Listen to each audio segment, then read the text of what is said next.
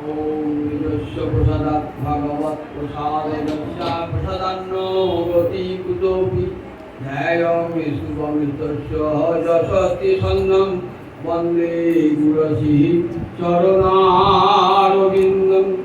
आजानुलम्बित भुजौ कनकावदातौ सङ्कीर्तनैव गीतलौ कोमलायदाक्षौ विश्वम्भरो निजबलो गधर्मपालो वन्दे जगत्प्रियकरो करुणावतारो कालान्नष्टं भक्तियोगं निजज्ञ प्रादुष्कर्तुश्चैतन्यनाम आविर्भूतस्य पादारविन्दे गारं गारं यदां चित्तभिन्नि नित्यानंद नमस्तुभ्यं प्रेमानंदप्रदायिने कलङ्कवचनाशाय जह्नवापतये नमः वरहापिराभिरामं विगमतचिरकं कुण्डलाक्रान्तवर्णं पञ्चाक्षं त्वम्बुकं संस्मितशूलकं साधरे तत्सुते শ্যামং শান্তং ত্রিভঙ্গং পুরোহিতরবসরং বন্দে বৃন্দাবনস্বামী ব্রহ্ম গোপাল বেশং মহাভাব স্বরূপাদং কৃষ্ণ প্রিয়া পরিবশী প্রেম ভক্তি প্রদে দেবী রাধে নমঃ বৃন্দাবৈ তুলসী দেবৈ প্রিয়া বৈ কেশবস্য চ কৃষ্ণ ভক্তি প্রদে দেবী সত্যবত্যৈ নমো নমঃ মঞ্চাকল্পতরুভ্যশ্চ কৃপাসিন্ধুভ্যেব পতিতানাং পাবনেভ্যো বৈষ্ণবেভ্যো নমো নমঃ তুলসী কাননং যত্র যত্র পদ্মপুরাণি চ পুরাণো পঠনং যত্র তত্র সন্নিহিতো জয় রূপ সনাতন ভট্ট রঘুনাথ শ্রীজীব গোপাল ভট্ট দাস রঘুনাথ এই ছয় গোসাইয়ের করি চরণ বন্দন যাহা হইতে বিঘ্ননাশ ও বিশ্বপুরাণ নারায়ণং নমস্কৃত্য নরং চৈব নরোত্তমং দেবীং সরস্বতীং ব্যাসং ততো জয়ং উদীরয়ে নমো ধর্মায় মহতি নমো কৃষ্ণায় বেদসে ব্রাহ্মণেভ্যো নমস্কৃত্য ধর্মান্মোক্ষে সনাতনং বন্দেহমি শীঘ্র জীবিত পদকমলাভিষেকং বৈষ্ণবাংশ কিমুপং সাগ্রজাতং সহগুণ রঘুনাথং নিতং তং সজীবং সাদ্বৈতং সাবধূতং পরিজন সহিতং শ্রীকৃষ্ণ চৈতন্য দেবং রাধা কৃষ্ণ পাদান সহগুণ ললিতা বিশাখান্বিতাংশ গুরবে গৌরচন্দ্রায় রাধিকায় তদালয়ে কৃষ্ণায় কৃষ্ণ ভক্তায় তদ্ভক্তায় নমো নমঃ বিনাদো মুরারে বিষাদো মুরারে দিনার্থে মুরারে বিষার্থে মুরারে দিনান্তে মুরারে বিষান্তে মুরারে তমেক গতির্ন তমেক গতির্ন অনর্পিত চলে গেছি রাধে করুণাবতীর্ণ করো সমর্পয়িত উন্নত উজ্জ্বল রসামি সভক্তি শ্রিয়ং হরি পুরট সুন্দর দুটি কদম্ব সন্দীপিত সদা হৃদয় কন্দরে পুরতুব শচীনন্দন অদ্বৈত প্রগতিকৃত নরহরি পৃষ্ঠ স্বল্পপ্রিয় নিত্যানন্দ সক সনাতনগতি শিরুপহিতেতন লক্ষ্মী পুরাণপতি গদাধর রসোল্লাসী জগন্নাথ সাঙ্গ পাঙ্গ সপার্ষদ সদতাং দেব শচীনন্দন সংসার সিন্ধু তরণী হৃদয় যদি স্যাৎ সংকীর্তনামৃতরসে রমতে মনস্যে প্রেমং মুধো বিহরণে যদি চিত্তবৃত্তি চৈতন্য চন্দ্র চরণে শরণং প্রয়াতু হরে কৃষ্ণ কৃষ্ণ কৃষ্ণ হরে হরে হরে রাম রাম হরে হরে নিগম কল্প তরুণ গণিতম ফলম সুখমুখাদি অমৃত দ্রব্য সমিলিতম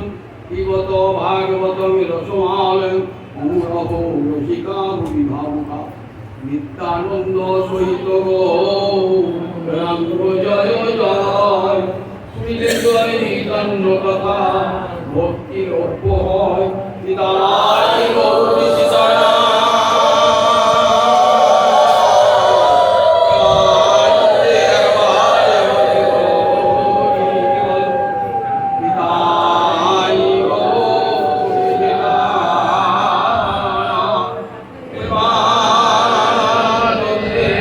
Bye.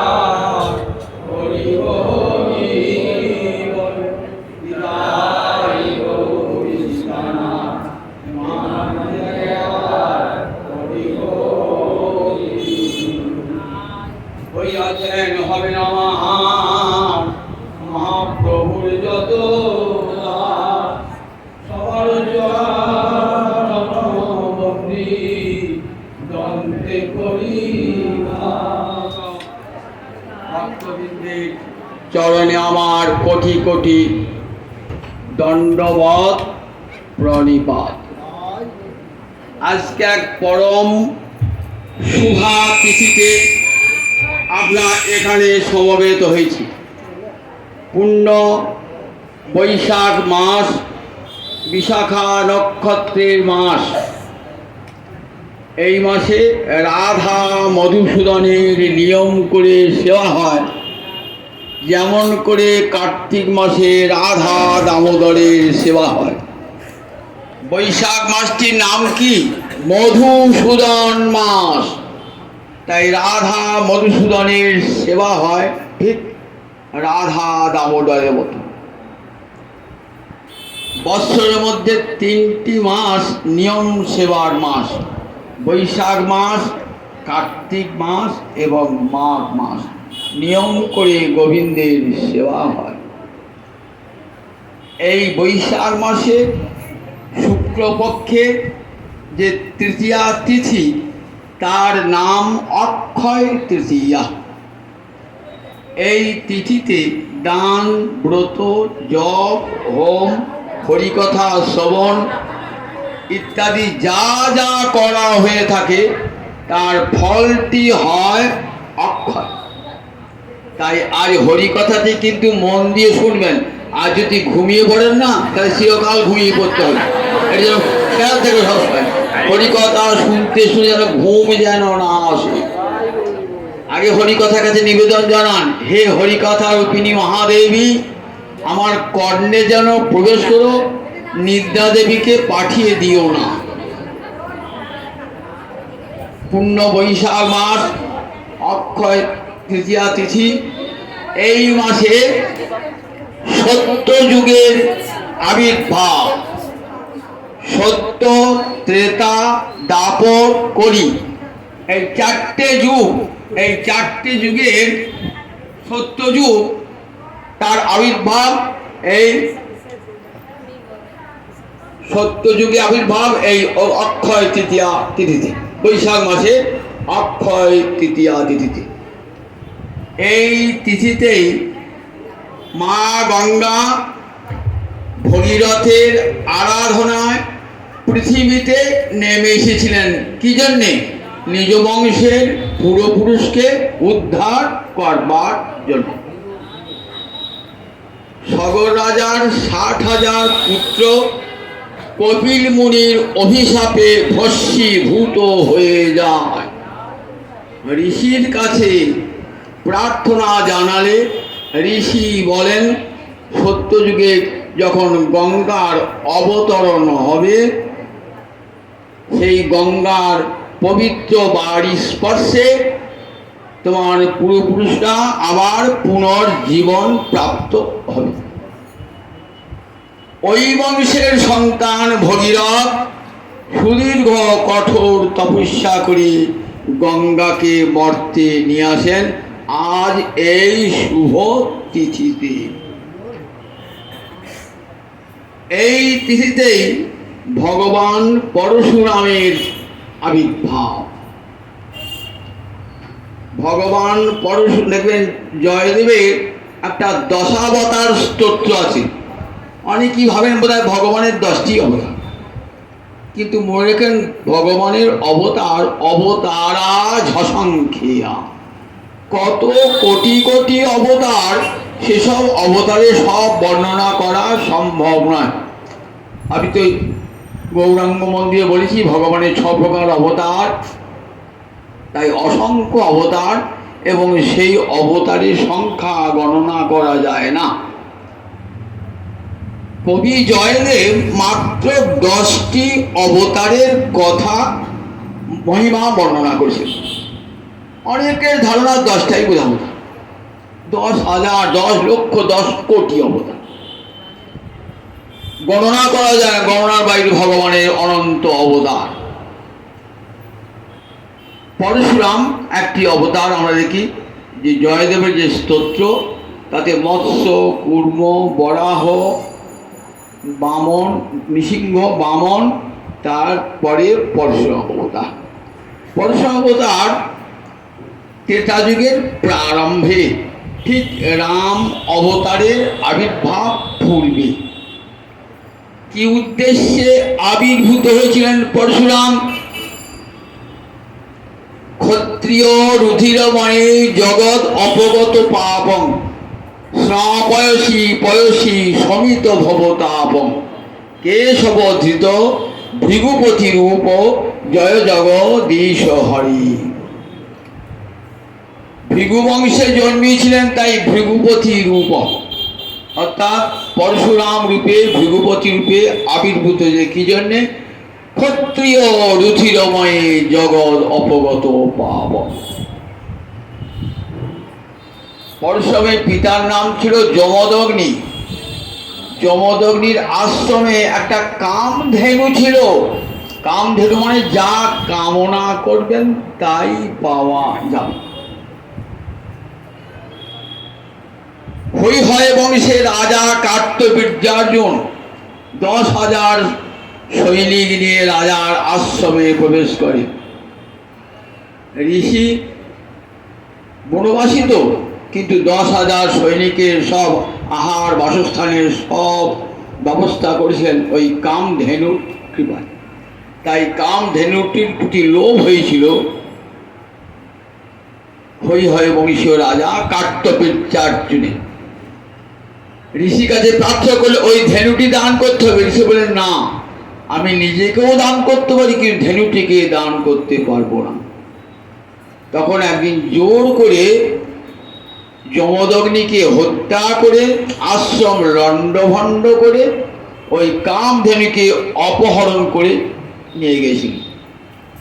পরশুরাম এসে যখন শুনলেন যে আমার বাবাকে হত্যা করে হৈহয় বংশের রাজা কার্তবীর্যার্জুন আমার বাবাকে হত্যা করে কামধেনু অপহরণ করেছে, তখন তিনি তপস্যার সঙ্গে সঙ্গে যুদ্ধবিদ্যা শিখতে আরম্ভ করলেন। উদ্দেশ্য প্রতিহিংসা চরিতার্থ করব। ওই উদ্ধত যত ক্ষত্রিয় রাজা, তাদের বিনাশ সাধন করব। ক্ষত্রিয়ের ধনুকের টঙ্কার বড় না ব্রাহ্মণের অঙ্কার বড়, জগৎকে দেখাবো। অস্ত্রবিদ্যা অর্জন করে 21 বার পৃথিবীকে নিক্ষত্রিয় করেছিলেন, ক্ষত্রিয় শূন্য করেছিলেন। সেই ক্ষত্রিয়ের রক্তে 5টি হ্রদ সৃষ্টি হয়েছিল কুরুক্ষেত্রে। আজও সেই 5টি হ্রদ আছে, নামটাই সমন্ত পঞ্চক। ওই রক্ত দিয়ে পিতার তর্পণ করেছিলেন। এই পরশুরামের পিতার নাম যমদগ্নি, মায়ের নাম ছিল রেণুকা। বাবার কাছে কেমন আশীর্বাদ পেয়েছেন দেখুন। রেণুকা নদীতে জল আনতে গিয়েছিলেন, এক গন্ধর্বের স্নানকেলি দর্শন করছিলেন। আসতে দেরি হলো, ঋষির সন্দেহ হলো তার পত্নীর চরিত্রে। তখন ঋষি কি বললেন? বললেন পরশুরামকে, যে দেখো, তোমার মা তার সতীত্ব নষ্ট করেছে, সুতরাং তাকে হত্যা করতে হবে। পরশুরাম সঙ্গে সঙ্গে পিতার আদেশ, আজ্ঞা গুরু নাম ঝ বিচারণীয়া, মহাকবি কালিদাস রঘুবংশ বলেছে, গুরুর আজ্ঞা অবিচারণীয় বলে হত্যা করে। সঙ্গে সঙ্গে কেমন বড় পেলেন দেখুন। বলেন, তুমি কি বর চাও বলো, আমার আদেশ মান্য করেছো? বলে, আমার জননীকে এখনই পুনর্জীবন দান করবে। জননী সঙ্গে সঙ্গে পুনর্জীবন পেয়ে গেলেন।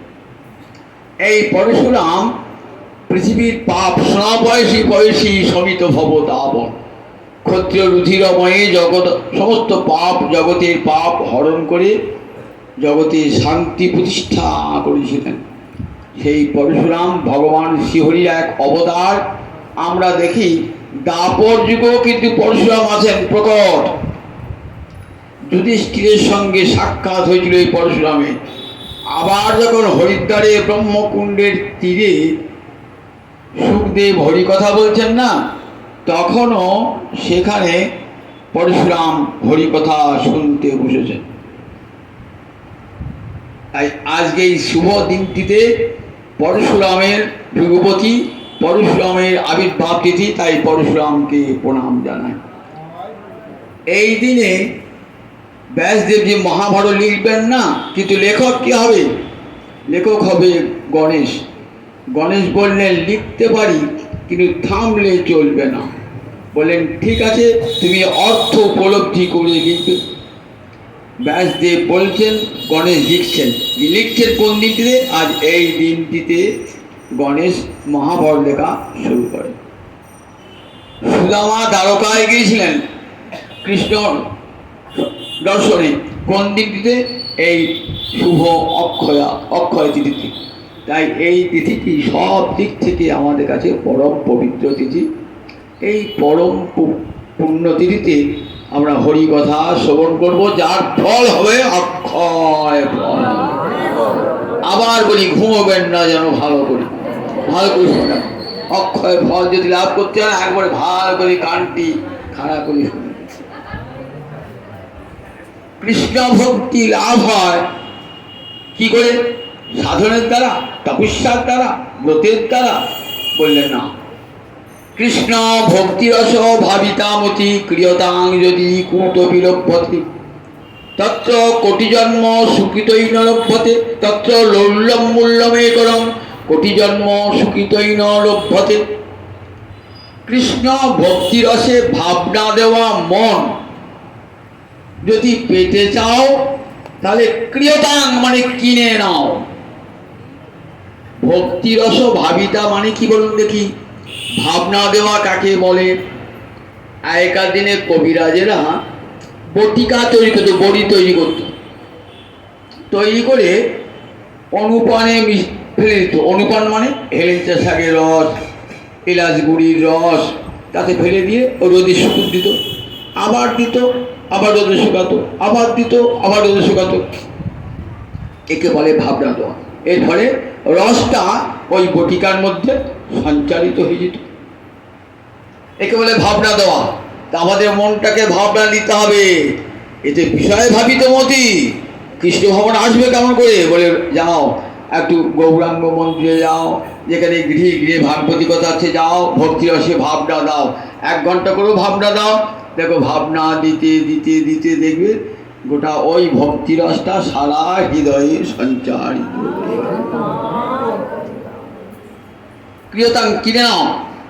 কি টাকা লাগবে? কি টাকা দিয়ে? বললে হ্যাঁ একটা টাকা লাগবে, মূল্য লাগবে। লৌল্যম লালসা, হরিকথা শুনবো, এই লালসা যেন অন্তরে থাকে।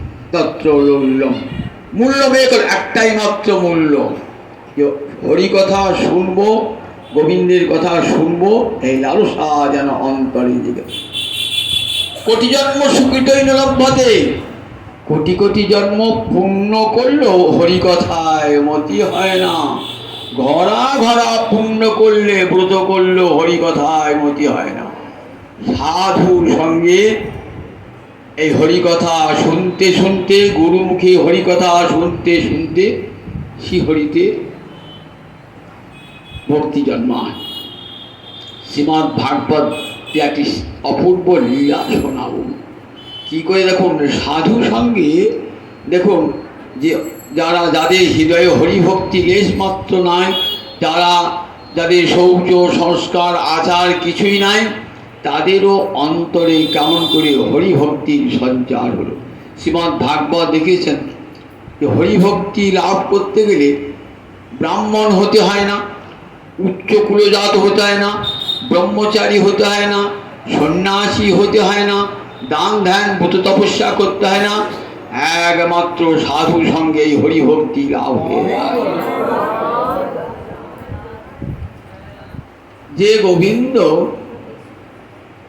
অন্নের ভাণ্ডারী, প্রতিদিন আমার মুখে অন্ন যোগাচ্ছেন, আর সেই গোবিন্দ অন্ন ভিক্ষা করছেন। তাই একটা লীলা সুখদেব বর্ণনা করছেন শ্রীমদ্ ভাগবত। গোবিন্দ ননি চোরা সবাই জানে, ননি খেয়ে খেয়ে বেড়ায়, আবার অন্ন চেয়ে চেয়ে বেড়ায়। এও ভগবানের অপূর্ব লীলা। কৃষ্ণ সখাগণের সঙ্গে গোচারণ করতে করতে কোথায় এসেছেন? অশোক কাননে এসে উপস্থিত হয়েছে। অশোক কানন মানে বুঝছেন তো, সেখানে অশোক ফুল আছে।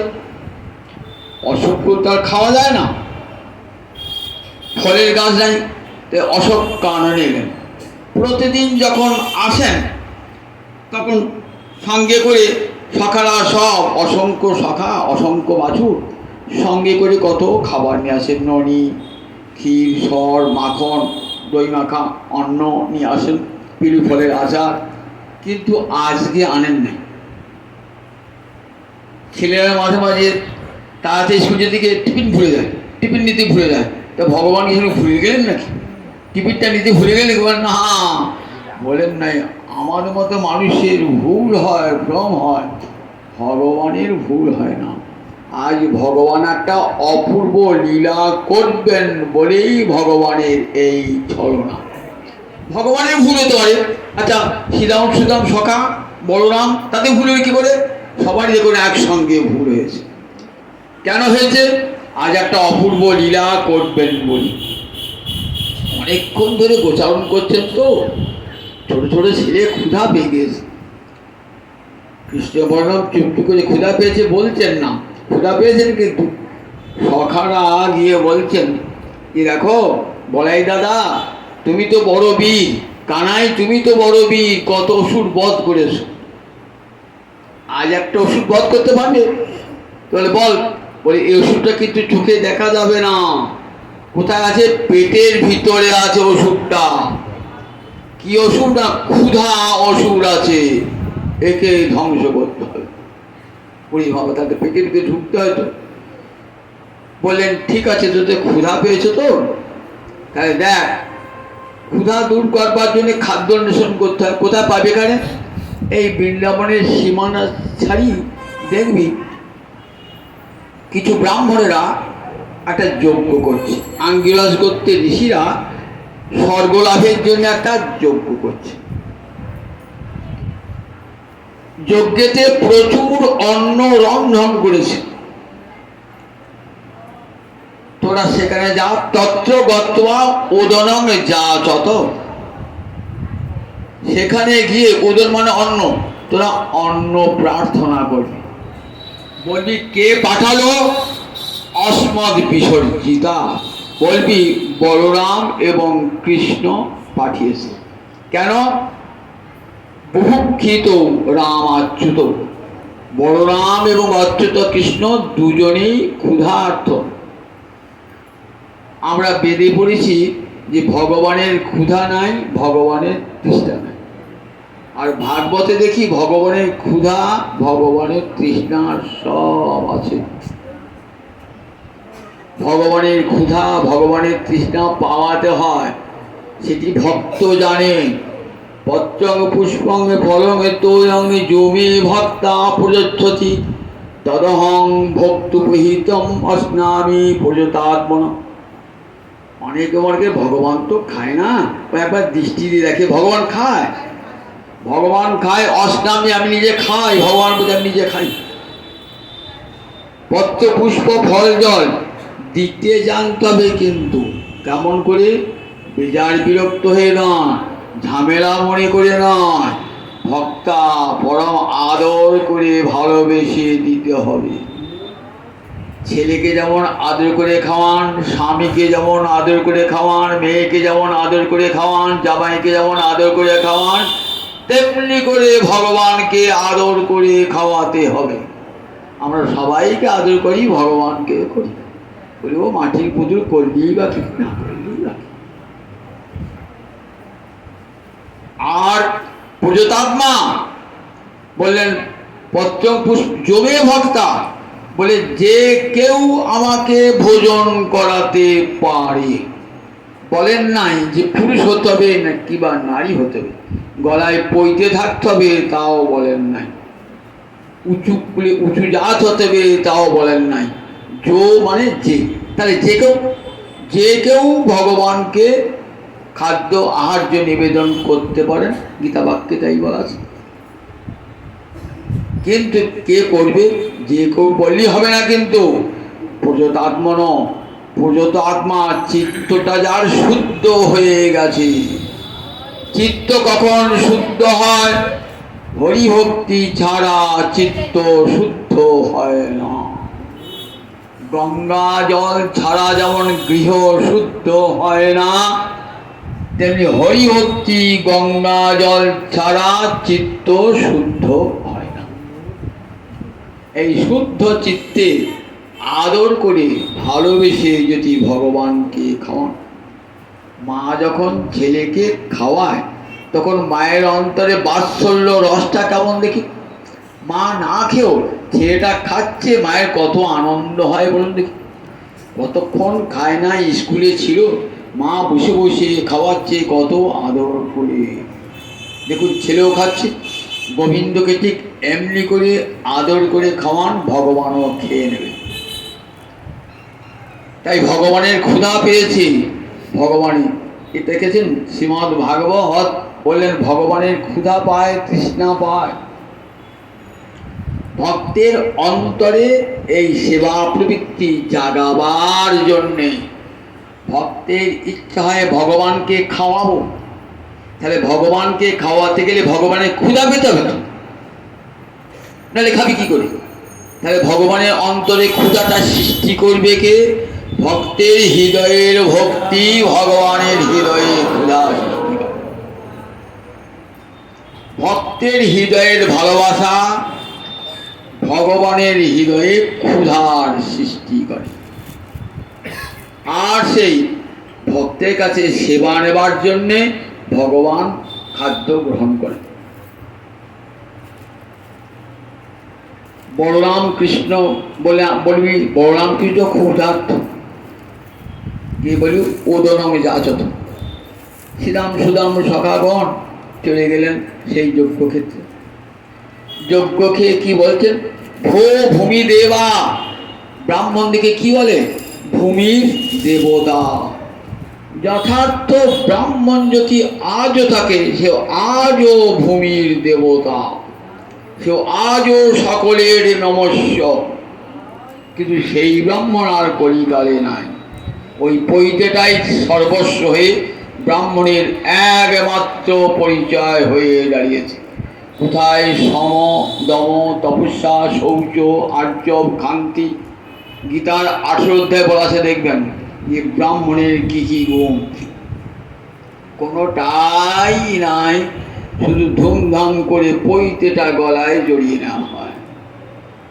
পৈতা সর্বস্ব, উপবিত সর্বস্ব ব্রাহ্মণ। এই ব্রাহ্মণকে ভূমিদেব বলেন। ভূমিদেব সত্যিকারে ব্রাহ্মণ যারা, তারা ভূমিদেব বলতে। ভো ভূমিদেবা। কৃষ্ণ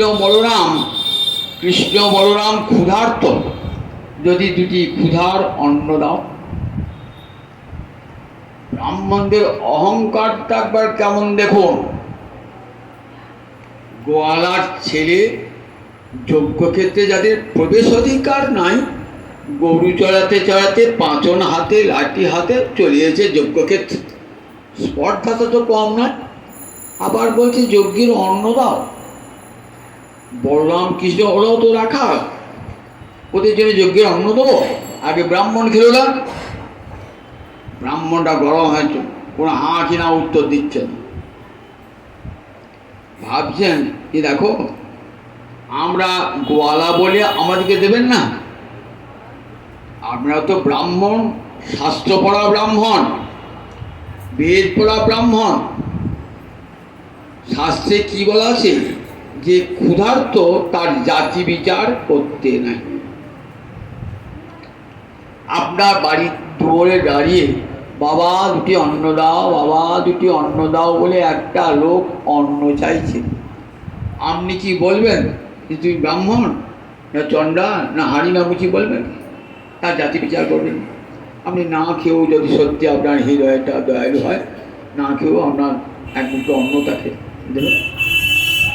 শাস্ত্রে বলেছে কখনো ক্ষুধার্ত অতিথির জাতি বিচার করবে না, অতিথির কোনো জাতি নাই। কিন্তু ব্রাহ্মণ পৈত হয়েছে, বেদ পড়েছে, দেখুন যজ্ঞ করছে, কতখানি জ্ঞানী, জ্ঞানের কত উচ্চ শিখরে আরোহণ করছে। বেদ বললে কত উঁচুতে ওঠা যায় বলুন দেখি একবার। সেই এত উঁচুতে উঠো অন্তরের অহংকারটাই যায় না। যেখানে অহংকার, যেখানে গর্ব, সেখানে আমার গোবিন্দ থাকেন না। প্রেমানন্দে একটি গান আছে না, এ মহানে কি করে বরণ কুল, যে কুলে জনম হোক না কেন কেবল ভকতি মূল। এ মহানে কি করে বরণ কুল, বড় নয় বর্ণ, বর্ণ নিয়ে কি হবে, বংশ নিয়ে কি হবে, ওটা তো আমার হাতে নয়, ওটা আমার কর্মফলের পাওনা। আমার কর্মফলে আমি যেখানে যে কুলে জন্মাতে পারি, কিন্তু আমার কর্মটা যেন ভালো হয়। এ মহনে কি করে বরণ কুল, যে কুলে জনম হোক না কেন কেবল ভকতি মূল। ভক্তি হলো ভগবৎ সাধনার মূল কথা। কপিকুলে জন্মে বীর হনুমান, শ্রীরাম ভকত রাজ, রাক্ষস হইয়া বিভীষণ বৈশে ঈশ্বর সভার মাস। হনুমান তো মানুষ না, ব্রাহ্মণ তো দূরের কথা, মানুষও নয়। সেই হনুমান আজ সকলের নমস্য, সকলের পূজ্য। ঘরে ঘরে আমরা হনুমান চালিসা পড়ি, সংকটমোচন স্তব পড়ি, হনুমানকে প্রণাম জানাই হনুমান জয়ন্তীর দিন। তাহলে দেখুন সে রাম ভক্তির জন্য জগতে বিখ্যাত হয়ে রয়েছে। বিভীষণ তো রাক্ষস, রাক্ষস হয়েও দেখুন ঈশ্বরের পাশে, রামচন্দ্রের পাশে বসেছেন। দেখেছে, রামচন্দ্র ভগবানের পাশে বসেছে, ঈশ্বর ভগবান রাম লক্ষ্মণের পাশে বসেছে। তাহলে ভক্তি মানুষকে কত উঁচুতে নিয়ে যায় একবার দেখুন। ভক্তি মানুষকে, বর্ণ মানুষকে উঁচুতে নিয়ে যায় না, বংশ মানুষকে উঁচুতে নিয়ে যায় না, ভক্তি মানুষকে একবারে উপরে নিয়ে চলে যায়। এটাই ভক্তি মহারানীর বড় মুখ। তাই এমন কি করে বড় নব। দৈত্যপুরীতে প্রহ্লাদ জন্মালেন, দৈত্যের ঔরসে প্রহ্লাদ জনমী, ভুবনের আখিলা যশ, স্ফটিক স্তম্ভেতে প্রকট নর হরি, হইয়া যাহার বশ। দৈত্যের ঔরসে প্রহ্লাদের জন্ম, সে তো দৈত্য, কৃষ্ণ বিদ্বেষ ভক্তি বিদ্বেষী বংশে জন্ম। তাহলে ভগবানের করুণা থেকে সে বঞ্চিত হয় নাই। স্বয়ং ভগবান নৃসিংহমূর্তি আবির্ভূত তার কথায় স্ফটিক স্তম্ভের মধ্যে। জগৎকে কেমন ভগবান দেখালেন দেখুন। বলো নাকি কুল বিদুরের ছিল, খাইল যাহার হরে। বলো বিদুরের কি কুল ছিল, কি বংশ ছিল? সে তো জন্মেছিল আগে দাসীর গর্ভে। কিন্তু ভগবান ক্ষত্রিয় রাজার অন্ন ছেড়ে দিয়ে, দুর্যোধনের রাজভোগ ছেড়ে দিয়ে বিদুরের গৃহে খুদ খেয়েছিলেন ভগবান। তাহলে এখান থেকে প্রমাণ হয় না সবরী চণ্ডালিনী রামচন্দ্রকে ফল খাইছিল। তাহলে ভক্তি যে বড়, কেবল ভক্তি মূল। কিন্তু ব্রাহ্মণ বেদজ্ঞ হয়ে এই কথাটা জানে না, ব্রাহ্মণ বেদজ্ঞ হয়ে, তাই হাঁ কি না উত্তর দিল না। খুব অহংকার মনে যে আমরা ব্রাহ্মণ, যাজ্ঞিক ব্রাহ্মণ, বেদজ্ঞ ব্রাহ্মণ। সুখদেব একটি মন্তব্য জুড়ে দিলেন, ক্ষুদ্রাসা ভুরি কর্মাণ বালিশা বৃদ্ধমানিন, এই যে ব্রাহ্মণরা বেদ পড়েছে বটে, আশাটি বড় ক্ষুদ্র। যজ্ঞ করছে এত উপোস করে, এত কৃত্য সাধন করে, এত কাঠ পুড়িয়ে, এত ঘি ঢেলে, কি পাবে? স্বর্গ সুখটা পাবে যদি নিখুঁতভাবে যজ্ঞটা হয়। সেই স্বর্গ সুখটা কতদিন? যতদিন পুণ্যটা থাকবে ততদিন স্বর্গ সুখ। পুণ্য যে ক্ষয় হয়ে যাবে আবার নেমে আসতে হবে। বুড়ি কর্মানো কত বড় বড় কাজ করছে, কিন্তু আশাটি বড় ক্ষুদ্র। গোবিন্দ চরণ বাবু এই আশা নয়, স্বর্গে যাব, স্বর্গে গিয়ে অমৃত পান করব, অপ্সরাদের সঙ্গে বিলাসে মাতোয়ারা হব, পারিজাত ফুলের বাগানে বেড়াবো, দীর্ঘ যৌবন লাভ করবো। এই আশা। পারিস ওরা মূর্খ, কিন্তু ভাবে বৃত্তবান। আমাদের মতন জ্ঞানী কেউ জগতে নাই। শ্রীরাম সুদাম সখাগণ খুব লজ্জিত হয়ে চলে এলেন। ভগবান যিনি লক্ষ্মীপতি নারায়ণ, তিনি অন্ন ভিক্ষা করছেন। দেখুন একবার লীলাটি কেমন সুন্দর লীলা, দেখুন কৃপা করবার জন্য এই লীলাটি ভগবান মুখটি নত করে আছেন। কৃষ্ণ বলরাম তো অন্তর্যামী, জানছেন তো যে ফিরিয়ে দেবে না। কি রে, কি হলো? এমন জায়গায় পাঠালে তোমার নামই শুনলো না ভালো করে, আবার আমাদের কোনো কথাই বললো না, হাঁকি না সে বললো না। আমরা তো তোমার নাম করলাম, দাদা বলরামের নাম করলাম। দেখ ভিক্ষা করতে গেলে ভিখারি আবার মান অপমান কি? ভিখারি গেলে পরে কেউ দুটি দেবে, আবার কেউ তাড়িয়ে দেবে। দেখ এইবার আমরা যা পাঠাবো না, এখানে গেলে কি তার ফিরতে হবে, আবার তাড়িয়ে দেবে না তো? বলে না রে না, সব জায়গায় তারায় কোথাও যাবো? ওই যে ব্রাহ্মণেরা যজ্ঞ করছে না, ওই যজ্ঞশালা থেকে একটু দূরে দেখবি ওই ব্রাহ্মণের পত্নীরা বসে বসে ইষ্টগোষ্ঠী করছে। ইষ্টগোষ্ঠী মানে 5 জন মহিলা একসঙ্গে জড়ো হয়েছেন, তো বিষয় কথা না বলে তারা কী করছেন, যে ভালো বলতে পারে তাকে বসিয়ে দিয়েছেন, আর বাকি সব কান পেতে শুনছেন, কান খাড়া করে শুনছেন। কোন কথাগুলো? যে কথাগুলো গর্গাচার্যের কাছে শুনেছেন, দেবী পৌর্ণমাসীর কাছে শুনেছেন, সেইগুলি আবার সব বলছে।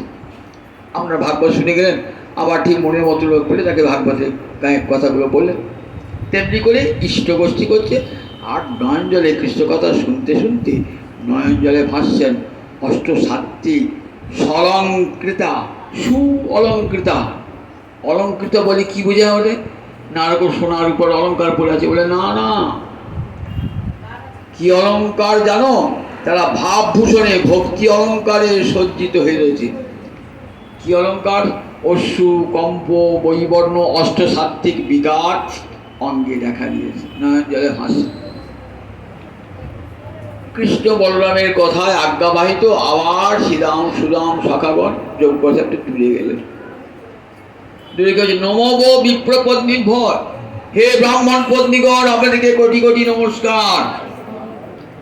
কৃষ্ণ বলরাম অদূরে এসেছেন, কৃষ্ণ এসেছেন অদূরে বলরামের সঙ্গে। কৃষ্ণ বড় ক্ষুধার্ত, যদি 2টি ক্ষুধার অন্ন দান করে। কৃষ্ণ নামটা শুনে জাত সম্ভ্রমা বাবু, সারা অঙ্গে পুলক দেখা দিল না কৃষ্ণ নাম শ্রবণে। রাধানী অঙ্গে যেমন কৃষ্ণ নাম শ্রবণে পুলক দেখা দিত, সখী কিবা শোনাইল শ্যামনাম কানের ভিতর দিয়া মরমে পশিল, আকুল করিল মোর প্রাণ। শ্যাম নাম যেমন রাধারীর অন্তরকে আকুল করে তুলেছিল, আর সেই কৃষ্ণ নাম ব্রাহ্মণ পত্নী করে অন্তর আকুল করে তুলল। তারা কৃষ্ণ নাম শুনেছেন, কিন্তু কৃষ্ণকে দেখেন নাই তো। দীর্ঘশ্রুত ধৃতাশয়া, দীর্ঘদিন হরিকথা শুনতে শুনতে শুনতে শুনতে হরি তাদের হৃদয়ে স্থির হয়ে আছে। হৃদয়ে যাকে দেখেন তাকে বাইরে দেখবার অন্তরে খুব ইচ্ছা, কিন্তু সেই সুযোগ তো হয় নাই। আজ সেই সুযোগ এসে পড়েছে। জানতে পারি অন্তরটা আনন্দে আনন্দে কাপুর হয়ে উঠল। তখন ভাবছি ছুটে গিয়ে, কৃষ্ণ এত কাছে এসেছে, ছুটে গিয়ে একবার দেখে আসি কৃষ্ণকে। আবার কেউ করে না না রে, কৃষ্ণ বরং যে ক্ষুধার্ত। দেখো সেবার আনন্দ বড় না দর্শনের আনন্দ বড়? দেখুন দেখাচ্ছেন ভাগবত। গোবিন্দ দেখার আনন্দ বড় না গোবিন্দ সেবার আনন্দ বড়? কোনটা আগে? সেবার আনন্দ আগে, সেবার আনন্দ, তারপরে দর্শন, আগে সেবার আনন্দ। গোবিন্দকে ভোজন করাবেন, ক্ষুধার্ত, আমাদের কাছে অন্ন চেয়েছেন। বাপরে বাপ, কি আনন্দ, কি আনন্দ আজকে। চতুর্বিধং বহুগুণম অন্নম আদায়। চতুর্বিধং মানে চার প্রকারের, চার প্রকারের আহার হয় নাকি? হ্যাঁ, যত গোবিন্দকে যখন ভোগ নিবেদন করবেন না, চার প্রকারে। কি কি? চর্ব, চুষ্য, লেজ্জ। চিবিয়ে চিবিয়ে যা খাওয়া যায় তাকে বলে চর্ব। চুষে চুষে যা খাওয়া যায় তাকে বলে চুষ। চেটে চেটে যা খাওয়া যায় তাকে বলে লেজ্জ। আর পান করে ঠক ঠক করে যেটা খাওয়া যায় তাকে বলে পেয়। এই চার প্রকারের খাবার আমরা গ্রহণ করি, ভগবানকে এই চার প্রকার খাবার। কেমন যা বলতে নয়, বহুগুণম অন্নম আদায়। ভাগবতের ভাষাগুলি শুনতে হবে, মূল ভাগবতের ভাষাগুলি। সুখদেব তো সংস্কৃত ভাষায় বলছেন, বাংলায় তো বলেন নাই। বহুগুণম, বহু গুণযুক্ত। বহু গুণযুক্ত মানে আপনি যে অন্নটি দেবেন সেটি উত্তম চালের অন্ন। রেশনের দোকানে অন্ন নিয়ে এসে যেমন তেমন করে না, গোবিন্দ সেবা দিচ্ছি, ঠকঠকে বাতাস এনে দাও, গোবিন্দ সেবাকে লাগিয়ে দিলাম। জল দেওয়া দুধ খাইতে দিয়ে দাও গোবিন্দ, গরম পায়েস খাইতে গোবিন্দ কাছে নামিয়ে দিলাম। বললেন অনাদরের দান তো গোবিন্দ গ্রহণ করবেন না। অনাদরের দান বললেন বহুগুণম অন্নমাদায়। বহু গুণযুক্ত অন্নয় চল্প চুষ্য লেজ্জ পেয়। তেমন সাথে ভাজও নেই, নানাবিধ পাত্রে সব সাজিয়েছেন। সাজিয়ে সেই ব্রাহ্মণ পত্নী বলে দন চলেছেন। কেমন? সুখদেব ধ্যানে দর্শন করছেন। সুখদেব কোথায় বসে আছেন? হরিদ্বারে ব্রহ্মকুণ্ডের তীরে। আর ব্রাহ্মণ পত্নীগণ কোথায়? মথুরার প্রান্ত দেশে, ব্রজের এক প্রান্তে, মথুরার বৃন্দাবন মাঝারি সীমানার কাছে। সেখানে চলেছেন এই ব্রাহ্মণ পত্নীরা। সুখদেব ধ্যানে দর্শন করছে। কেমন অভিশ্রু বলছেন, সমস্ত ব্রাহ্মণ পত্নীরা অভিসার করলেন। কেমন? সমুদ্রম ইব নিম্নগা। নিম্নগা মানে নিম্ন দিকে গমন করে যা। বলুন তো নিম্ন দিকে কি গমন করে? জল, নদী। নদী কোন দিকে যায়? উঁচু দিয়ে যায়, নিচের দিকে যায়। তাই নদী একটা কি নাম? নিম্নগা। নিচের দিকে যায় বলে নদীর নাম হলো নিম্নগা। নদী যেমন সমুদ্রের দিকে ছুটে চলে, তেমন যায় বলে দেখে। নদী দাঁড়িয়ে আছে, নদী জলটা বেগে চলছে, বেগে। আপনি দাঁড়িয়ে দেখুন, বাপরে বাপ, আপনাকে ভাসিয়ে নিয়ে চলে যাবে। কেন? কতক্ষণে নিজ পতি সমুদ্রের সঙ্গে সে মিলিত হবে। তাই অন্তরে এত আকুলতা, তাই বেগ। অন্তরে আকুলতা থাকলেই বেগ থাকবে। গোপীদের অন্তরে ভরা প্রেম, তাই কত আকুলতা। এই বাঁশিটি শুনেছেন না? নিসম্ম গীতং দদরঙ্গবর্ধনং ভজশ্রিয়া কৃষ্ণ গৃহীত মানসা আজ মূর অন্যান্য লক্ষ্মীদত্তমা সযাত্র কান্ত যবরূল কুণ্ডলা। ভোজগোপীর বংশীধ্বনি শুনে ছুটছেন, কেহ কাহুক পথ নাহি।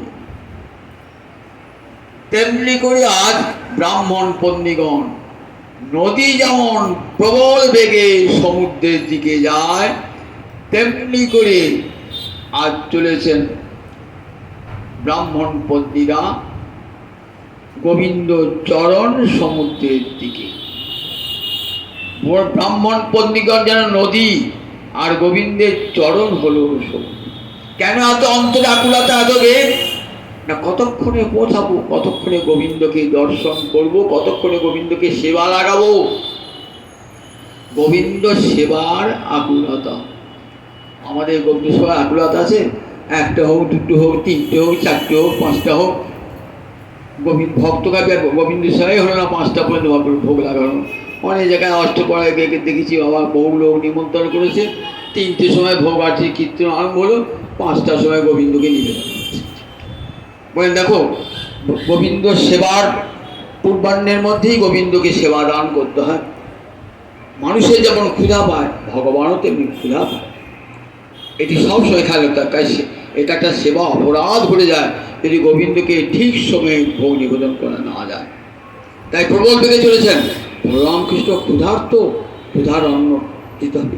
প্রবল বেগে আবার গোবিন্দ দর্শনের জন্য সব মাথায় সব অন্নের পসরা, নানাবিধ অন্নের পসরা, ব্যঞ্জনের পসরা।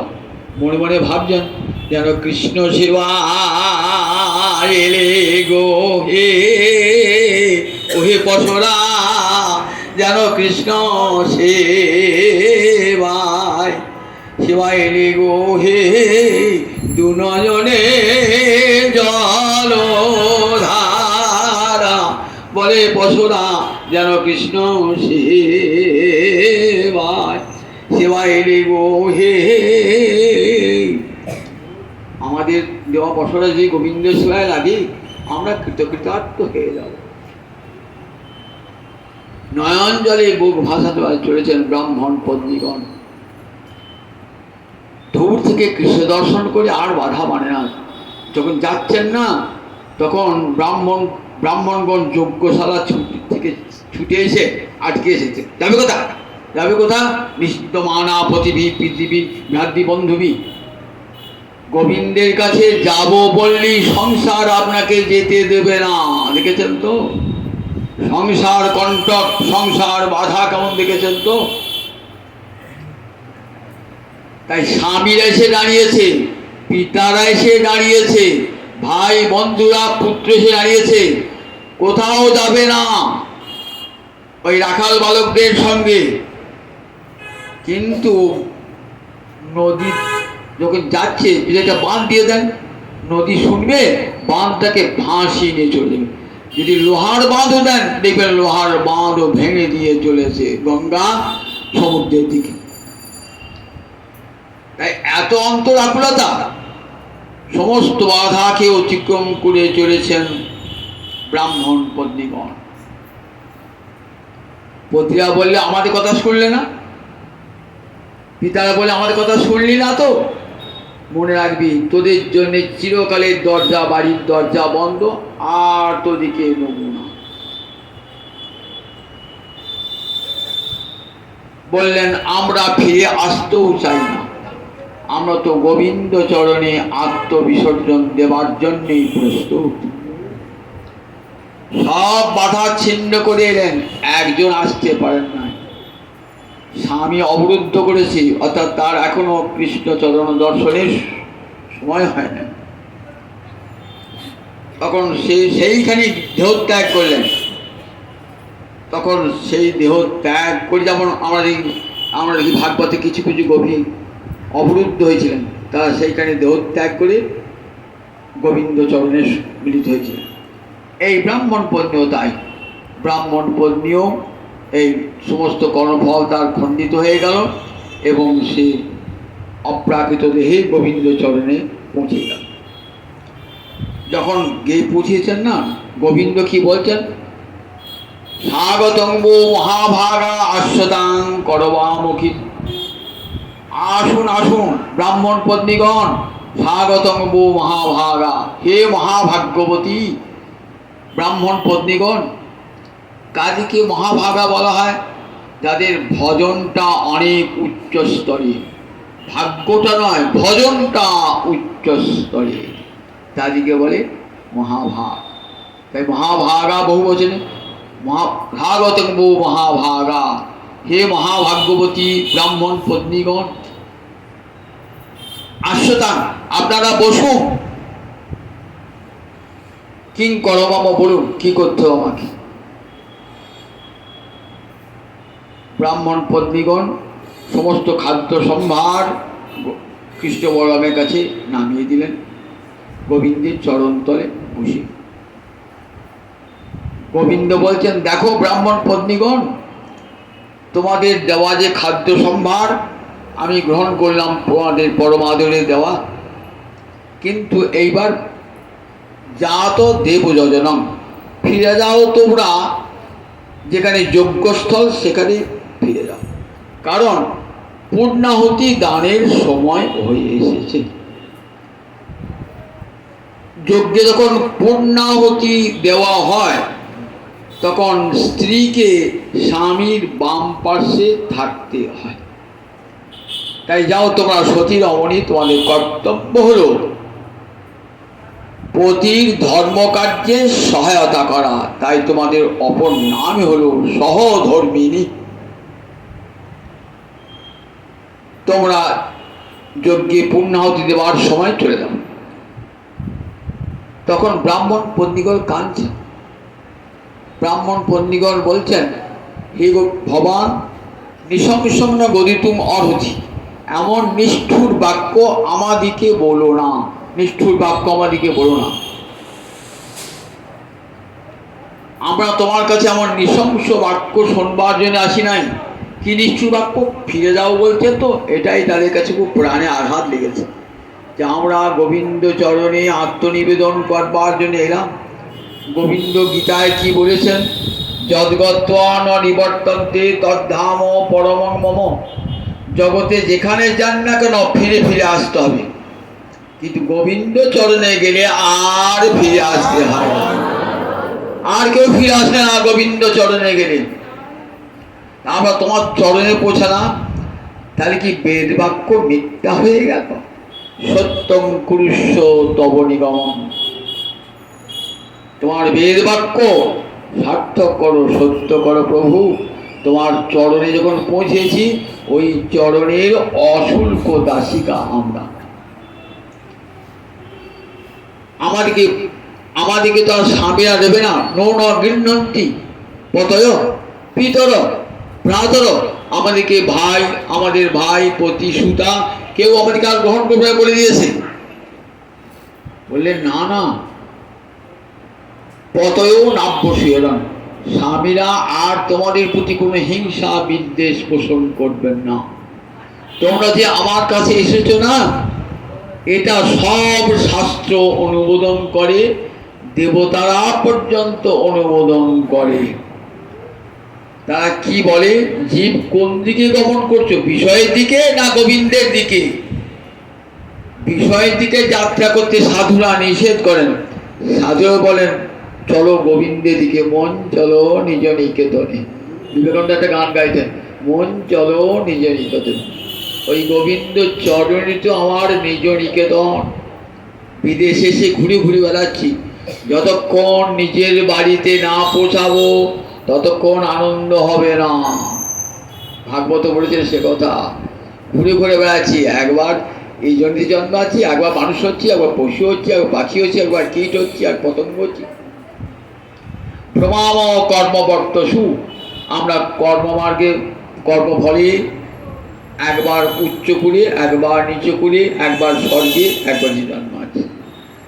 যতক্ষণ নিজের বাড়িতে না পৌঁছাচ্ছি ততক্ষণ পর্যন্ত সুস্থ হব না। তাই নিজ কুলে নিজ শ্রীনিকেতনে পৌঁছাতে হবে। তাই তোমার চরণে যে পৌঁছেছি, দেখো সব শাস্ত্র বলেছে আমার কাছে আসছে, কী করছো? কিন্তু মনে রেখো ব্রাহ্মণ বন্দিগণ, এ জন্মে তোমাদের অঙ্গ সঙ্গ আমার হিতকর হবে না, তোমাদেরও হবে না। জানো তোমরা কি করবে? তোমরা মই মনোজুঞ্জান, তোমাদের সমস্ত মনটা আমাতে অর্পণ করে আমার ধ্যান করবে, তাহলে অচিরাট মাং অভাবিত, অচিরেই আমাকে তোমরা প্রাপ্ত হবে, অচিরেই পাবে। মনটা আমাতে রেখে দাও। কেন একথা বললেন ব্রাহ্মণ পত্নীগণকে? বলছে দেখুন, এই লীলায় গোবিন্দ গোপ হয়ে জন্মে এসেছেন, তো গোপজাতি কৃষ্ণ গোপী প্রেয়সী তাহার, দেবী বা ব্রাহ্মণী স্ত্রী না করে অঙ্গীকার। এই লীলাতে কোনো দেবীকেও গ্রহণ করবেন, কোনো দেবীরও পানি গ্রহণ করবেন না, আবার কোনো ব্রাহ্মণীরও পানি গ্রহণ করবেন না, গোপী ছাড়া। গোপী ছাড়া আর কারু পানি গ্রহণ করবেন না।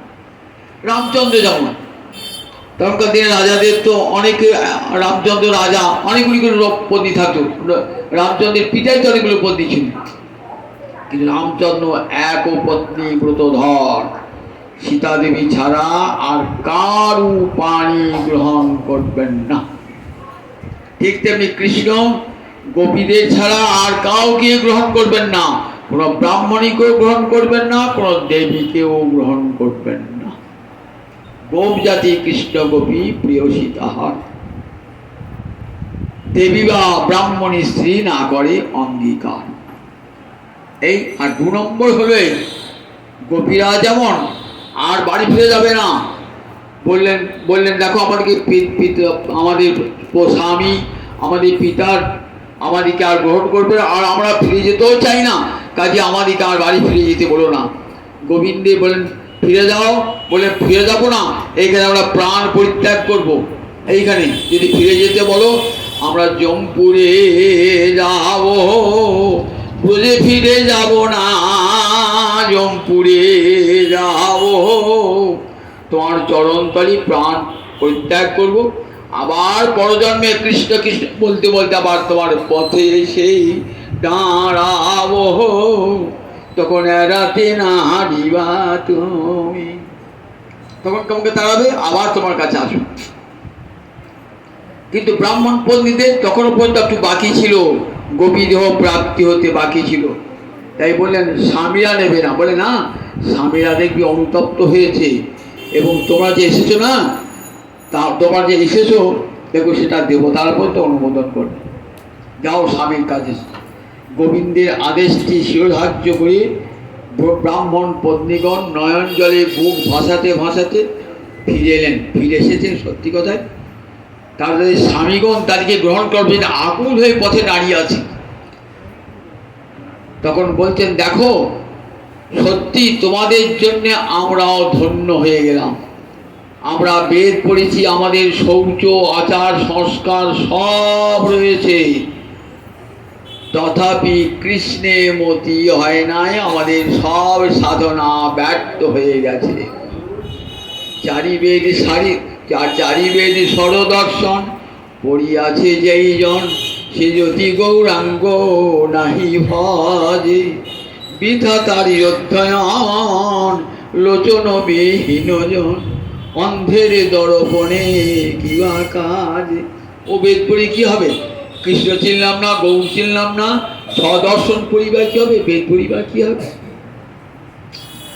তাদের পত্নীরা বেদও পড়ে নাই, তাদের গলায় পইতেও হয় নাই, তারা গুরুগৃহে বাসও করে নাই, কিন্তু হরিকথা শুনতে শুনতে হরিচরণে তাদের সাধু সঙ্গে তাদের মতি হয়ে গেছে। সাধু সঙ্গে এমন না, দেখুন একটা গল্প বলি। একটা মৌমাছির সঙ্গে একটা গোবরে থাকে গুবড়ে পোকার খুব বন্ধুত্ব হয়েছে। গুবড়ে পোকা ওই গোবরে থাকে বলে আবার গুবড়ে পোকা বলে, আর মৌমাছি ফুলে বেড়ায়, গুবড়ে পোকা গোবর খেয়ে খেয়ে বেড়ায়, তা খুব বন্ধু হয়েছে। এবার তোমাকে কি গোবরে কি গন্ধ গো? তা তোমার গন্ধ লাগে? আমার কিন্তু খুব ভালো লাগে, জানো তো, এই গন্ধ ছাড়া থাকতে পারি না। তোমার কি গন্ধ? আমার ফুলের গন্ধ। বলছি চলো না আমার আমার বাগানে গিয়ে, চলো দেখে আসি। আচ্ছা কোনো গোবর পাওয়া যাবে না? গোবর পাওয়া যাবে না। তখন নাকে মুখে চোখে খাইটা গোবর গুছিয়ে দিয়েছে, চলে গেছে। গিয়েছে, গিয়ে ফুলের গন্ধ তো ঢুকছে, ফুলের গন্ধ ঢুকছে না, সুন্দর গন্ধ পাচ্ছে না। তখন চলো ভাই গঙ্গা নদীতে স্নান করেছে, নদীতে স্নান টান করে নাকটা মুখ পরিষ্কার হলো। তখন দেখছে ফুলের ঘুরছে, তো ফুলে ঘুরতে ঘুরতে কাহা কি সুন্দর গন্ধ, আমি তো গোবরের গন্ধ চিরকাল পেয়েছি, নতুন গন্ধ পেয়েছি, যেতে মনে হচ্ছে না। এই করে একদিন সে ফুলে বসে পড়লো, গোবরের পোকাটা ফুলে বসে পড়েছে। এক ব্রাহ্মণ, হরিভক্ত ব্রাহ্মণ, হরিভক্ত সেবক, গোবিন্দ সেবা করবে তার জন্য মালা গাচ্ছে। মালা গেঁথে কি করছে? মালা গেঁথে মালাটা গেঁথে এবার গোবিন্দ কণ্ঠে জুড়িয়ে দিয়েছে মালাটা। গুবরে পোকাটা মালার মধ্যেই আছে। মালাটি যখন গোবিন্দ অর্চনা শেষ হয়ে গেল, মালাটি যখন এবার নির্মাল্য হয়ে গেল, গঙ্গা জলে ভাসাবে, নদীর জলে ভাসাবে, তখন ব্রাহ্মণ একবার শুকে মাথায় নিয়েছে। তাহলে দেখুন ওই গুবরে পোকাটার কি সৌভাগ্য, গোবিন্দ কণ্ঠে গেল, আর ওই পুরোহিত সেবক কৃষ্ণ ভক্ত তার মাথায় উঠল। তারপর সে গেল কোথায়? একবারে গঙ্গা থেকে একবারে সমুদ্র মহাতীর্থে গিয়ে পৌঁছায়। তাহলে সাধু সঙ্গের কেমন গুণ দেখুন একবার। মৌমাছির সঙ্গ করার জন্য গুবরে পোকা চলে গেল কোথায়? তাই কীটপি সুমন সংঘাত আরোহতি শতাংশী ছিল। সুমন মানে ফুল, একটা কীট, সে কতজন অভিশাপ পেয়েছে বলকে, মানে বলে তুই মরে কীট, বলে তুই নরকের কীট হ, সেই কীট হয়েছে সে অভিশাপ পেয়ে। কিন্তু ফুলেতে বসেছে, ফুলের সাধু সঙ্গে মৌমাছির সঙ্গ করে ফুলেতে বসেছে। তাই শতাংশীর সাধুর মাথায় উঠেছে, গোবিন্দ চরণে পড়েছে, গোবিন্দের কণ্ঠে গিয়েছে। তাই দেখুন এই যে ব্রাহ্মণ, বেদ পড়া ব্রাহ্মণ, এই স্ত্রীদের সঙ্গ যখন লাভ করলো, অন্তরে তখন বৈরাগ্য এসেছে। বলছে অহো বয়ঙ্গ ধন্যতমা, আমরা সত্যিই ধন্য যে তোমাদের মতো এমন স্ত্রী পেয়েছি। আমরা বেদ পড়েছি, কিন্তু স্বয়ং ভগবান লক্ষ্মীপতি নারায়ণ, যিনি লোকের পেটে অন্ন যোগান, যে গোবিন্দ, গোবিন্দ যদি অন্ন না যোগায় তাহলে আমরা অন্ন পাবো? অথচ দেখুন সেই গোবিন্দ দুটি অন্ন চাইলেন, দেখুন তার যাচনা যেন আমরা এমন মহগ্রস্ত যে তার যাচনা বুঝতে পারলাম না। ছিন্নন্তপু অপি ন শুশ্রুভু, ভগবানের ডাক শুনেও শুনতে পেলাম না। দেখেছেন তো, ভগবানের ডাক শুনেও সবাই শুনতে পায় না, কানটা এমন কালা হয়ে থাকে। সেই জন্য গুরুদেবের কাছে মন্ত্র দেয় কেন? গুরুদেব কানটা ঝেড়ে দেন, ওই কানের ওই বাধির্য রোগ, ওই যে কান কালা রোগ, সেটা ডাক্তারের কাছে গেলে যেমন সেরে যায়, গুরুদেব গেলে ওই কান কালা রোগটা সেরে যাবে। তখন সেই কানে কৃষ্ণের বংশীর ধ্বনি প্রবেশ করবে, কৃষ্ণের ডাক। এইবার ব্রাহ্মণ বলছেন আমাদের বেদ পড়া সব ব্যর্থ হয়েছে। দেখো আমাদের স্ত্রীদের শৌচ নাই, সংস্কার নাই, উপনয়ন নাই, দেখো কেমন করে কৃষ্ণচরণ প্রাপ্তি হয়ে গেল। আর আমরা এত বড় কুলে জন্মিয়েও উপনয়ন করেও আমাদের কৃষ্ণের মতি হলো না, কৃষ্ণের মতি হলো না। কিন্তু যেতে পারলে না, ভাবছেন মথুরায় যাবো, গিয়ে ব্রজে যাবো, ব্রজে গিয়ে কৃষ্ণ দর্শন করব, কিন্তু পারলেন না। কেন? তাদের স্ত্রীদের কৃষ্ণ দর্শন হলো, তার হলো না কেন? এখনো পর্যন্ত অন্তরে অপরাধ আছে। তাই কংসের ভয়ে তার যেতে পারলেন না। যখন সমস্ত অপরাধ থেকে মুক্ত হয়ে যাবেন, সাধনায় যখন সিদ্ধি লাভ করবেন, সিদ্ধি লাভের দেরি আছে। সাধু সঙ্গে ভজন করতে করতে করতে করতে যখন সিদ্ধি লাভ করবেন, তখন ভজনের সব বাধা কেটে যাবে। সনাতন যেমন রূপের সিদ্ধি লাভ হয়ে গেল, আর সনাতনে তখন সিদ্ধি লাভ হতে বাকি। কোথায় যে কারাগারে রয়েছেন, কোথায় মালদহের রাজার কারাগারে রয়েছেন।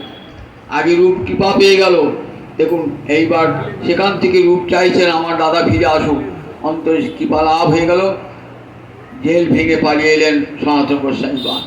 তাই এই ব্রাহ্মণগণ যেতে পারলেন না, বলে এখনো সময় লাগবে। যতক্ষণ সিদ্ধি দশা লাভ না হচ্ছে ততক্ষণ পর্যন্ত তাদের স্ত্রীদের কিন্তু হয়ে গেল। দেখুন স্ত্রীদের হয়ে গেল আগেতেই কৃষ্ণ দর্শন। অনেকে বলেন আমার স্ত্রী স্বামী মন্ত্র না, আমিও নেবো না, স্বামী গলায় মারা পড়ে আমি পড়ে না। কই এই ব্রাহ্মণ পন্থীগণ কৃষ্ণের কাছে গেলেন, ব্রাহ্মণগণ গিয়েছেন কিসের কাছে? ব্রাহ্মণগণের মধ্যে কাছে আদর্শ উদাহরণ থাকলো, তাদের স্ত্রীরা কত ভক্তিপতি, তাদের জন্যেই আমরা আমাদের অন্তরে কৃষ্ণ ভক্তি জাগ্রত হল। তাই ব্রাহ্মণ পন্থীগণ অন্তরে যে এই অনুশোচনা, এই অনুশোচনা একটা কৃষ্ণ ভক্তি লাভের সহায়ক হয়ে যায়। অন্তরে যদি কোনোদিন অনুতাপ জাগে যে সারা জীবনটা ব্যর্থ হয়ে গেল, কত পড়াশোনা করলাম, কত ধন উপার্জন করলাম, কত উচ্চ বংশে জন্ম করলাম, মানব জন্ম লাভ করলাম, এমন মানব জন্ম গোবিন্দ সেবার জন্য একদিন হা গৌর হা নিতাই বললাম। তাই যোবা এতদক্ষরং গার্গী অবিদিত্বা অস্মাৎ লোকাৎ প্রীতি সবই কৃপণ। বৃহদারণ্যক উপনিষদে যাজ্ঞবল্ক্য ঋষি যা গার্গীকে বলছেন, এই জগতে এলো, ভালো মন্দ খাওয়া দাওয়া করলো, ভোগ বিষয় করলো, বাড়ি ঘর করলো, গাড়ি করলো, একদিন হা গৌর হা গোবিন্দ বলল না। তার আসা যাওয়া সার হলো রে, এমন সাধের মানব জনামে পেয়ে তার আসা যাওয়া সার হলো রে, একবার হরি বলল না রে, তার আসা যাওয়া সার হলো রে। তাই কলিকালে আমরা আর কিছু পারি আর না পারি, অন্য কোনো তপস্যা মতো করতে পারবো না, কিন্তু হরিনাম করবো আর হরিকথা শুনবো। এই ব্রত যেন আমাদের অন্তরে থাকে, হরিকথা শুনবো আর হরিনামকে বৈতর্যে গ্রহণ করবো। সংসার সাগর পার হবার আর একটাই মাত্র পায়, অন্য কোনো উপায় নাই। জয় নিতাই, জয় নিতাই, রাজধানী দাদা এখানে সব প্রসাদের ব্যবস্থা করেছেন, তাই এখানে আজ হরিকথার বিশ্রাম। আজ জয় নিতাই, এবার একটু কীর্তন। জয় জয় রাধে কৃষ্ণ গোবিন্দ, জয় জয় রাধে কৃষ্ণ গোবিন্দ, জয় জয় শ্যাম সুন্দর মদন মোহন বৃন্দাবন চন্দ্র, জয় জয় শ্যাম সুন্দর মদন মোহন বৃন্দাবন চন্দ্র, জয় জয় রাধা রমণ রাধে বিহারী শিবকুলানন্দ, জয় জয় রাধা রমণ রাধে বিহারী শিবকুলানন্দ, জয় জয় রাসেশ্বরী বিনোদিনী ভানুকুল চন্দ্র, জয় জয় রাসেশ্বরী বিনোদিনী ভানুকুল চন্দ্র, জয় জয় ললিতা বিশাখায়াদি যত সখী বৃন্দ, জয় জয় ললিতা বিশাখায়াদি যত সখী বৃন্দ, জয় জয় কাত্যায়নী পূর্ণমাসী আরে মীরা বৃন্দ, জয় জয় কাত্যায়নী পূর্ণমাসী আরে মীরা বৃন্দ, জয় জয় শিরূপমঞ্জরী রতি মঞ্জরী অনঙ্গ, জয় জয় শিরূপমঞ্জরী রতি মঞ্জরী অনঙ্গ, জয় জয় কৃপা করি দেহ যুগল চরণার বৃন্দ, জয় জয় কৃপা করি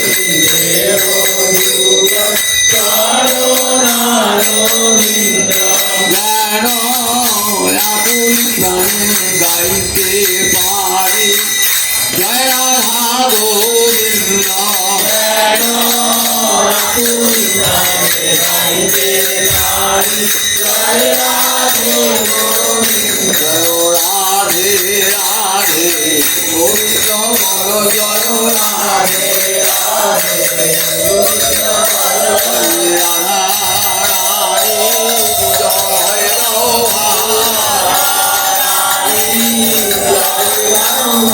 বৃন্দাবন বিরাজিনী রাধা রানী জয়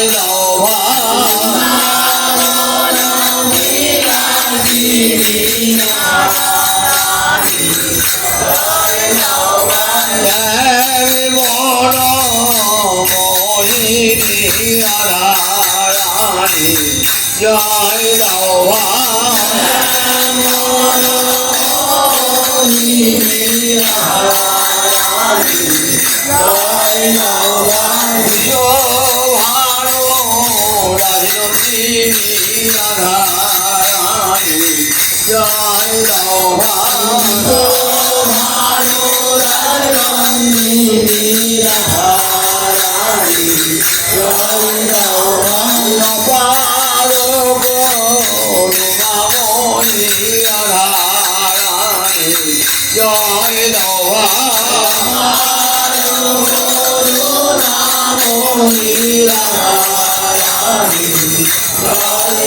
জয় রাধে জয়